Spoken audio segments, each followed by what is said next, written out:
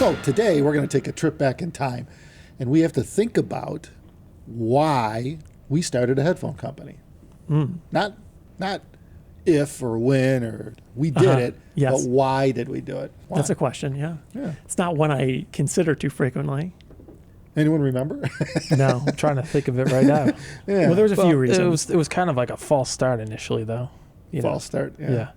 Expand. Yeah. Tell us. Well, we started to, and then it was like, we didn't like what we were making. Yeah. And then we're like, backburnered it for a few years. Yeah, but even before that, we had to come up with Yeah. a reason why we would even bother to try, you know? I mean, I remember, we remember walking around an early can jam at Rocky Mountain. Was it even a can jam at that time? Yeah. There wasn't many vendors. Yeah, At the time, though, maybe 10, 12. It was like 4 tables and a tent. Yeah, right, a tent. Yeah, it was the early days. I don't know when the hell that was, probably 07, 08 or something like that. And at that time, none of this existed, which is crazy. Think about it. None of this high-end headphone stuff really existed. There was nothing to choose from. And I remember one guy having, he had made this little portable amplifier out of solid aluminum. It was a machined aluminum piece. Yeah. And I think he only had one. And he was letting people try it out there at his table with, some headphones. I don't know who it was. I don't remember her name. I don't even know if they're still around. I can't remember. Too bad, But yeah, and I thought it was pretty cool that, he was looking for, I don't know what, some reasonable amount of money that he put a price on it, which was obviously too cheap to actually produce it in any volume. Right. He just didn't know that at the time. But looking at it, you're going, well, you're not going to be able to sell that for $150 and make it, or whatever the number was. But that intrigued me. I remember that intriguing me, that I'm like, well, that's kind of cool that someone would go through all this trouble to make his own portable headphone amp. And it wasn't a business we were into. We were 2-channel audio. We were doing speakers and we were doing cables. Yeah. Doing cables for 2-channel audio. We really didn't pay any attention to the headphone side of it. It was like the ground floor of the industry at the time, You could see it's just starting to, people DIYing stuff and stuff like that. Yeah. So we're like, oh, it's kind of interesting. So we kind of started to dabble ourselves, I guess you could say. I'm pretty sure it was me that I came back to, I think we had the room up in 9th floor or whatever, because we're doing a speaker system with other companies. And I'm pretty sure it was me saying, looking around at the headphones, what's available and stuff, saying something to the fact, we could probably make something like this. Well, I know what it was.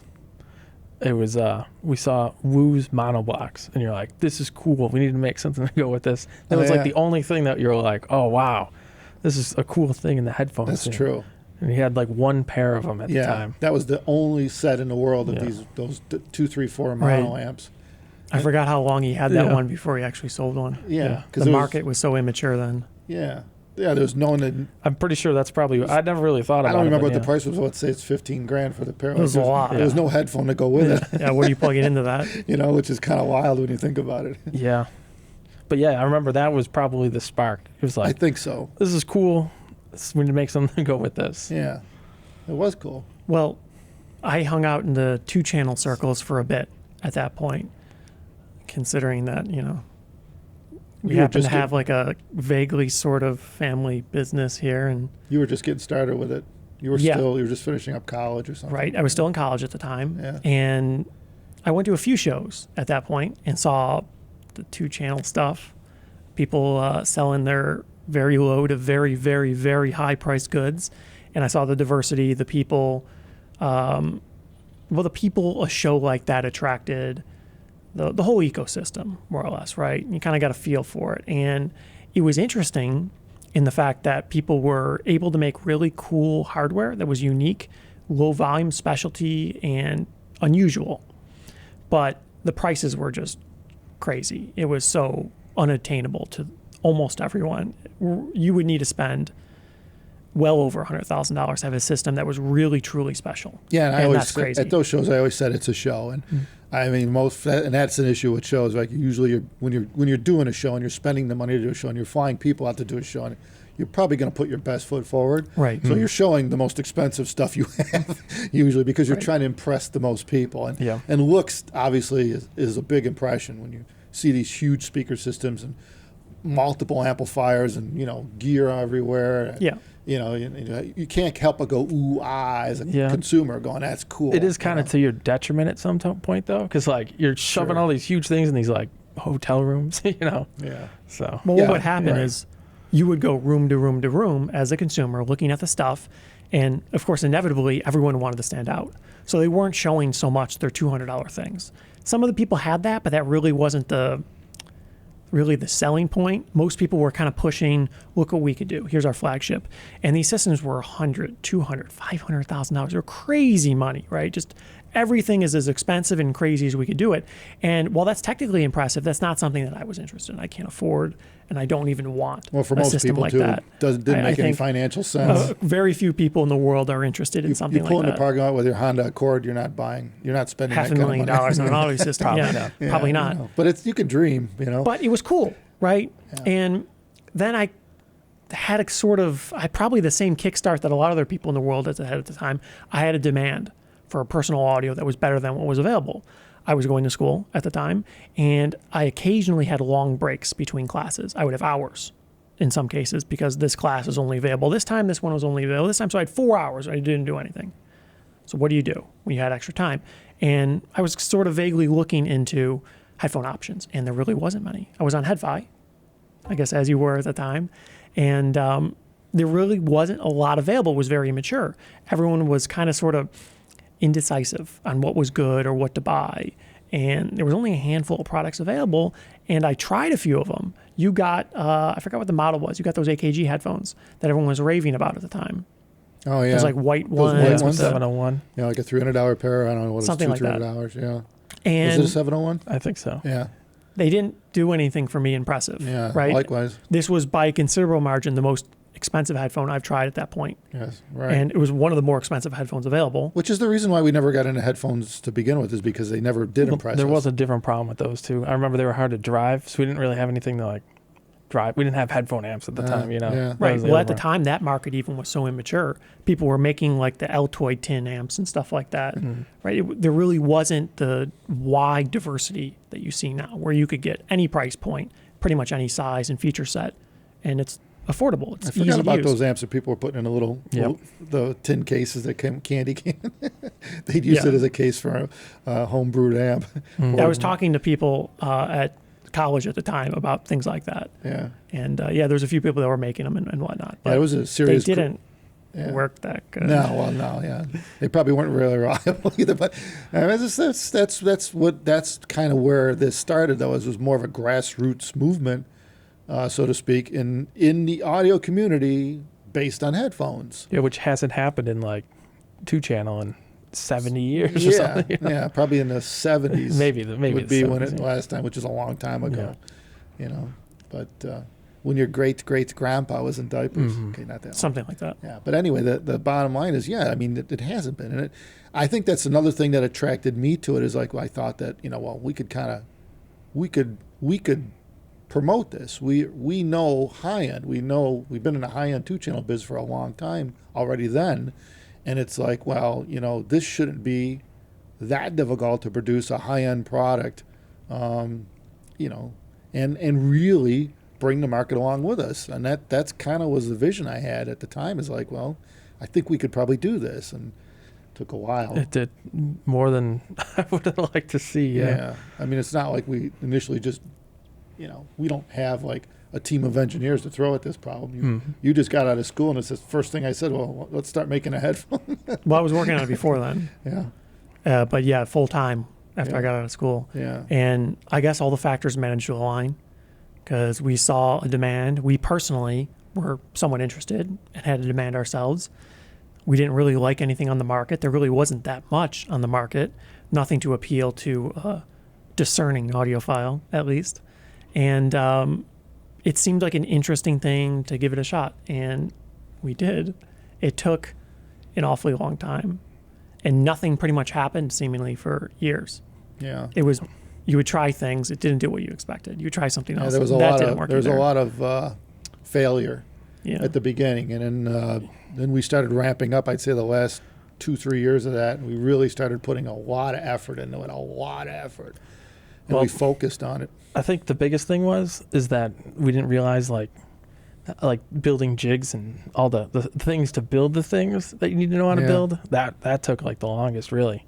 Figure out how to do it, and once you figure out how to do it, you figure out how to make the tooling to do it, and the jigs to do it. Well, it's a really complicated problem because inevitably you need to make things to be able to make things that nobody's made before, and you're too small to call somebody up and say, hey, we're the small company that plans on selling 4 units. Can you make us this custom jig? And we don't have any money. It doesn't go too far, right? That conversation ends quick. So you need to make it yourself. But you need to know how to make the thing that you don't know how to make, that nobody's ever made, to do a thing that nobody's ever done. Yeah. So it's very difficult. So you go There's a lot through of trial and bunch error. of iterations of that. You hope this works. You find out why it doesn't. You iterate. You improve. And eventually it starts working. And the whole machining process was a learning curve. We never ran CNC machines before. Didn't know anything about them. Yeah. So we initially had someone else making the parts for us, which proved to be a limiting factor real Problematic. quickly. Actually, really quickly, yeah. So we bought our first machine. You learned how to use it. But the bottom line is it was a hell of a learning curve when you think about it.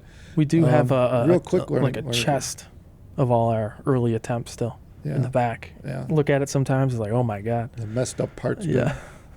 Jigs and But stuff. no, I mean, it was a cool experience. I think particularly for you guys because when's the last time you made something and then sold it from scratch? I mean, you don't. Maybe would, but we've never done anything like that as a family or a company or as individuals. Yeah, from the ground up. From the ground up, totally. So it was a cool process, and I'd recommend it. Anyone willing to try something to try it on whatever you're passionate about. Make something, see how it goes. You actually got to make it though. Yeah. That's the thing. That's the important thing. Making it. More than one is the hardest part. Yeah, making one's easy. Maybe even 5 or 10, but hundreds. All the same. Yeah. Shipping them to people, having them use them in ways you didn't expect. It's a challenge. Yeah, and it always will be. But that's business. That's the way the business is. When you that's the thing about shifting a hobby over to a business. It does become a business, but you can still enjoy it. I know a lot of people in the cars. They're still in the cars, even though they're making parts for cars or modifying cars or whatever. And there's a lot of motorcycles that are like that. Yeah.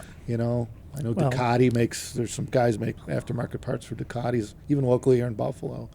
And, it's a big market. And it's big enough to have a small company make the parts. But it's worldwide. Specialty stuff. Yeah, and it's kind of cool. I mean, and it's kind of, again, they started from scratch too. None of that was available, and they created a company around the lack of availability. And that's, I think, pretty much where this all starts. Most things start like that. Yeah. I mean, why is Elon making rockets, right? Because the way he is, because no one else did, right? So, and just to look at our electric cars, right? You look at it and go, well, I think I could do that, and I could do a better job at it. I think that's where it starts. Well, that is interesting. Someone did bring this up because he went to Russia to buy the first rocket, to learn how to make them and stuff. And then he ended up not getting it, but it turned out that was probably the best thing because he had to figure out how to make it himself. Right. So he started from scratch. Yeah. Yeah. I think it's always a better idea. To than some copying. extent, though, it was basically the same thing for us. We didn't start out planning to make every part and do everything ourselves. In fact, we didn't think it was possible. I personally didn't think it would be practical to make a world-class headphone and manufacture all the parts ourselves. We were a very, very small company. It seemed like an impossible task. Yeah, we figured we'd get like just a typical speaker driver somewhere and then build around that, but we found out real quickly that typical speaker drivers all sucked. Yeah, that was our first like big hiccup. I'd say it'd be like, this isn't gonna work. Yeah, it took like 2 days. Yeah, it's not long. We got some samples in and stuff, all these various like dynamic drivers, and it's like, this isn't going the way we want. They were bad. Yeah, there's like no way we can't. There's no way. What do you call it? You can't polish a turd. It's something like that. There's no way. You can make it better. You can make it pretty good. Yeah. But making a headphone that people go, wow, it's really hard to do with somebody else's driver. That takes some time. Unless it's a super good driver. I mean, it's doable, but yeah, now it's a lot easier. There's a lot more drivers that are actually good. But back in those days, what you could get was just very limited. Yeah. So that's the story. And I guess take it what you want, but we were innovators at that time and kind of still are, and we're still innovating. We're always innovating. I guess it's in our DNA. It's just who we are. It's a combination of us being put together and just turn it into a company and being able to make these products is, it's.